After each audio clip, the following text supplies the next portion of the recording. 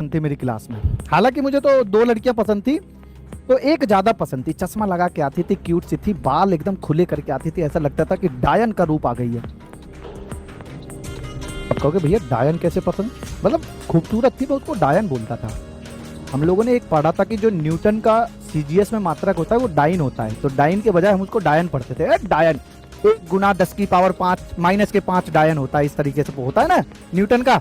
पढ़े हो कि नहीं ये बताओ पहले, कि न्यूटन का जो सीजीएस में मात्रक होता है वो डायन होता है कि नहीं, ये बताओ पहले। मैं तो आपकी बहुत बड़ी फैन हूं, बहुत बड़ी। ये बताओ पहले, न्यूटन का जो सीजीएस में मात्रक होता है वो डायन होता है कि नहीं? यस और नो में? डाइन डाइन डाइन डाइन डाइन में हाँ या ना में? इसका मतलब तुम ही नहीं पढ़े हो, तो तुम्हें क्या पता फिर? तो हमको वो बहुत अच्छी लगती थी। हम उसको बोलते कि अगर हम तुम्हारे न्यूटन है तो तुम हमारी डायन हो।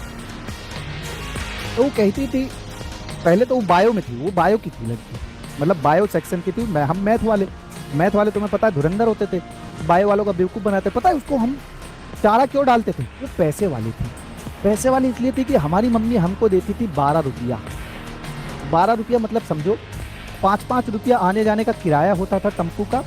2 रुपया का चाट खाते थे, चाट, यानी 1 रुपया का पॉपकॉर्न खा लिए, 1 रुपया का छोला खा लिए। उस टाइम पे ऐसे होता था जब हम पढ़ते थे। ओके ओके, समझ रहे हो? तो ये बात आपको ध्यान देनी है। चलो अब सुनो। तो जब हम उसको बोलते थे कि भैया देखो हम तुम्हारे न्यूटन हैं, तुम हमारी डायन हो, अब हम तुमसे एक बात कहना चाहते हैं। बोली क्या कहना है? हमने बोला देखो ज़्यादा घुमा फिरा के बात बोलेंगे नहीं, अगर तुम मैथ समझती हो और मैथ की फीलिंग समझोगी तो हमको तुमसे 1/4 है। अब वो भाई साहब 1 महीना तक सोचती रही, 1 महीना बाद हमसे मिली। फिर कि ये बता पहले